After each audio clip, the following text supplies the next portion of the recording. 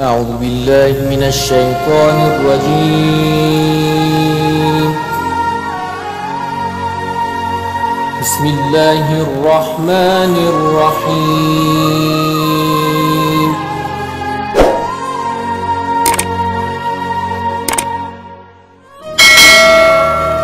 کہ جس طرح امام بارگاہ کو وقف کیا جا رہا ہے اسی طرح اپنے وجود کو وقف کیا جائے کہ مولا میں اپنے وجود کو آپ کی راہ میں وقف کر رہا ہوں، میں اپنے وجود کو خدا کی راہ میں وقف کر رہا ہوں. اب اس وجود پر اگر تکلیف آتی ہے آ جائے، اگر مصیبتیں آتی ہیں تو آ جائیں. وقف کرنے کا مطلب کیا ہے؟ یعنی جو کچھ خدا کہے وہ کچھ ہم کریں. آنکھیں اپنی مرضی سے نہ دیکھیں، کان اپنی مرضی سے نہ سنیں، ہاتھ اپنی مرضی سے نہ اٹھیں. یعنی گھر میں اخلاق وہ ہو، راستے میں اخلاق وہ ہو، بزنس میں رفتار وہ ہو جو وہی جو اہل بیت نے چاہا. فرمایا جب وجود مکمل ایسا بن جاتا ہے تو امام زمانہ کا دل خوش ہوتا ہے. آج مومنین سے ایک سوال کروں گا کہ جب شب 15 شعبان آتی ہے آپ ایک خط لکھتے ہیں امام زمانہ، کیا سال میں اپنے محبوب کو ایک خط لکھا جاتا ہے؟ اگر دنیاوی مجازی عشق ہو جائے تو ہم چیٹ کرتے کرتے تھکتے نہیں، باتیں کرتے کرتے مڑتے نہیں، پیکیجز ختم ہو جاتے ہیں لیکن ہماری باتیں ختم نہیں ہوتی. موبائل کی بیٹری ڈیڈ ہو جاتی ہے لیکن جناب کی باتیں ختم نہیں ہوتی. اور امام زمانہ جس سے عشق کا دعویٰ، جس سے محبت کا دعویٰ، اسے سال میں ایک خط. یہ تو امام نے کہا مجھے لکھو تاکہ شیعوں کو سکھائیں کہ جو تو خط لکھتا ہے مجھ تک پہنچتے ہیں.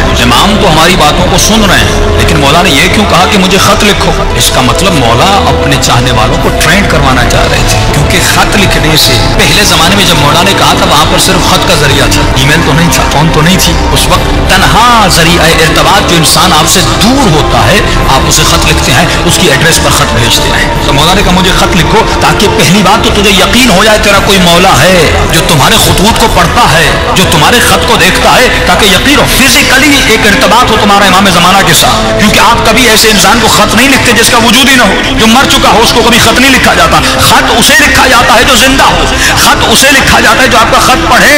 تو سال میں ایک مرتبہ مولا نے اپنے شیعوں کو ایک ٹریننگ دی کہ مجھے خط لکھو تاکہ ایک تمہارا فزیکل کنیکشن بنے اپنے مولا کے ساتھ. لیکن علماء فرماتے ہیں یہ خط کا سلسلہ، یہ ارتباط کا سلسلہ روزانہ اپنے مولا سے ہونا چاہیے. جس طرح تو اپنی ماں سے محبت کرتا ہے، اپنے باپ سے محبت کرتا ہے، اپنی بیوی سے محبت کرتا ہے یا مجازی عشق میں مبتلا ہوتا ہے تو کتنا کنیکشن میں رہتا ہے، کتنا ارتباط میں رہتا ہے، اسی طرح ہر شیعہ کو اپنے مولا کے ساتھ ارتباط میں رہنا چاہیے، کنیکشن میں رہنا چاہیے. اب مولا کے لیے کیا کریں؟ فرمایا صرف خط لکھنا ضروری نہیں، روزانہ رات کو بیٹھو، نماز تہجد کے عادی بنو، آدھا گھنٹہ اپنے مولا کے لیے نکالو، 15 منٹ نماز تہجد پڑھیے. دیکھیے صبح کی نماز کے لیے تو ویسے اٹھتے ہیں آدھا گھنٹہ پہلے اٹھ جائیے، لیکن یہ شیطان کتنا ملعون ہے، ہمیں آدھا گھنٹہ عبادت کرنے نہیں دیتا.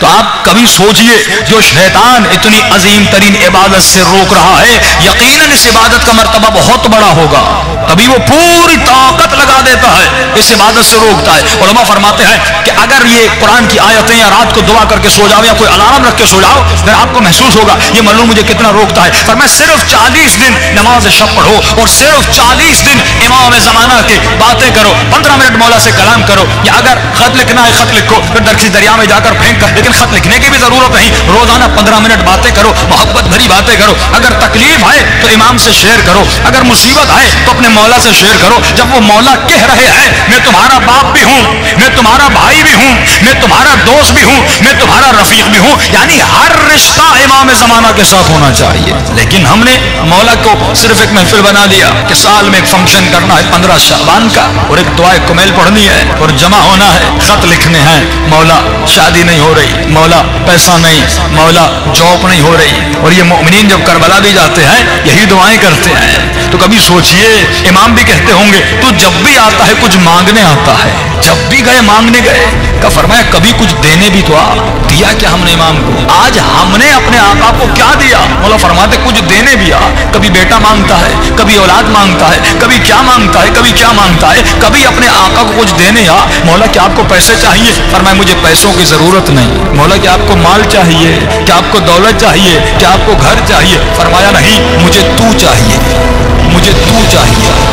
آپ کا وجود چاہیے امام کو، یہ وجود چاہیے امام کو، یہ ہاتھ چاہیے، یہ آنکھیں چاہیے، یہ ذہن چاہیے، یہ زبان چاہیے، یہ کان چاہیے. فرمایا مجھے تمہارا وجود چاہیے، بس جو میں کہوں تو کرے، جس سے میں روکوں تو رک جائے.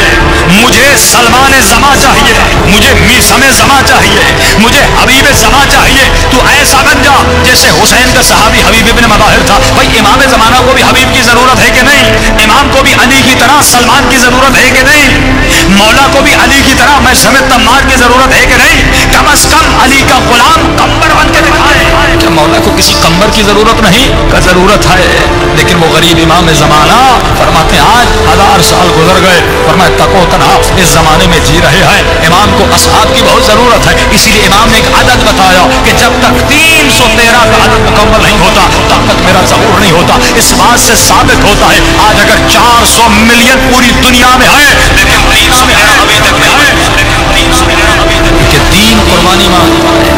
اس انسان کو زیارت کربلا کی اہمیت کا پتہ نہ ہو، فرمایا وہ زیارت تو کرنے جائے گا لیکن وہ معرفت حاصل نہیں کر سکے گا.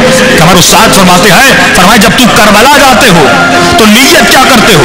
اکثر لوگ دعاؤں میں کہتے ہیں خدا مجھے امام حسین کی زری دکھلا دے، مجھے بین الحرمین دکھلا دے، مجھے مولا کا رواق روزہ دیواریں دکھلا دے. فرمایا یہ بھی دعا اچھی ہے، جب جاؤ گے یہ دعا قبول بھی ہوگی. ایک مرتبہ مولا کی زری کو بوسہ دو گے، ایک مرتبہ در و دیوار کو بوسہ دو گے، ایک مرتبہ بین الحرمین میں چلو گے، امام کا ذکر کرو گے، یہ بھی ثواب ملے گا. لیکن فرمایا مقام معرفت تب ہے جب تمہاری دعا یہ ہو کہ اے خدا حسین کی زری کی بھی زیارت کرا اور خود امام حسین کی بھی زیارت کرا. آج کتنے مومنین ہیں جنہوں نے خود ذات حسین ابن علی کی زیارت کی ہو؟ آج کتنے مومنین ہیں جنہوں نے خود امام زمانہ کی زیارت کی ہو؟ بھائی ہم کیوں نہیں کر پاتے؟ فرمایا کیونکہ نجاستوں سے بھرے ہوئے ہیں. جب تک روح بلند نہیں ہوتا، جب تک اس کی پرواز بلند نہیں ہوتی، فرمایا تب تک زیارتیں نہیں ہوتی. ہم کتنے خواب دیکھتے ہیں، کبھی پیسے والے بن گئے، کبھی کہاں پہ سیر کرنے گئے، کبھی کسی سے ملنے گئے. جب خوابوں میں یہ روح ہر جگہ جا رہی ہے تو حسین ابن علی کی زری کی طرف کیوں نہیں جا رہی؟ جب کہ عشق بھی ہے. پچھلے سال میں ایک مثال دی تھی نا، اگر کوئی بچہ کراچی سے آسٹریلیا چلا جائے پڑھنے کے لیے اور 1 سال گزر جائے، اپنے والدین کو فون نہ کرے، ای میل نہ کرے، کوئی میسج نہ دے، 1 سال کے بعد واپس آئے اور اپنی ماں کو کوئی اماں میں آپ سے بڑی محبت کرتا ہوں، بابا مجھے آپ سے بڑا پیار ہے، تو باپ کہے گا تو جھوٹ بول رہا ہے. اگر اتنی محبت تھی تو نے کوئی SMS نہیں کیا، تو نے کوئی ای میل نہیں کیا، پورا سال گزر گیا تو نے مجھے ایک فون تک نہیں کیا، تو جھوٹ بول رہا ہے. محبت کا تقاضا ہے کہ ارتباط ہونا چاہیے، محبت کا تقاضا ہے کہ رابطہ ہونا چاہیے، محبت کا تقاضا ہے کہ دیدار کا تقاضا ہو کہ جس سے انسان محبت کرتا ہے اس سے بات کرنا چاہتا ہے، اسے دیکھنا چاہتا ہے، اسے گلے لگانا چاہتا ہے. فرمایا یہ محبت کا تقاضا ہے. تو یہ کیسا شیعہ ہے کہ 60 سال گزر گئے لیکن ابھی تک اپنے مولا کو نہیں دیکھا؟ یہ کیسا شیعہ ہے کہ 25 سال زندگی گزر گئی لیکن ابھی تک اپنے امام زمانہ کے چہرے کو نہیں دیکھا؟ ہم دنیاوی محبت جس سے کرتے ہیں، کتنے SMS کرتے ہیں، لیکن وہی مولا، وہی آقا جو پردے غیب میں ہے، ہم نے کتنا رابطہ اپنے مولا کے ساتھ محکم کیا، کتنا رابطہ اپنے امام سے بنایا. دیکھیے مقصد ظہور امام کیا ہے؟ ایک ہی مقصد ہے کہ مولا کی حکومت قائم ہو جائے. یہی مقصد ہے نا کہ دنیا میں حکومت مہدوی قائم ہو جائے اور ہم مولا کو اس حکومت کے قائم کرنے میں مدد کریں. کہ دعا کرتے خدا ہمیں امام کے آوان اور انصار میں شریک فرما. انصار یعنی مدد کرنے والا. تو انتظار کا مقصد یہ ہے کہ ہم کسی بس اسٹاپ پر بیٹھ جائیں اور انتظار کریں بس کب آتی ہے. فرمایا امام کا انتظار ایسے نہیں کرنا کہ مومن ہاتھ پہ ہاتھ رکھ کے بیٹھ جائے امام کب آتے ہیں. فرمایا نہیں. اب جملہ سنیے گا. فرمایا حکومت امام کے قائم ہونے سے پہلے تو خود ایک حکومت قائم کر، تو خود ایک حکومت قائم کر.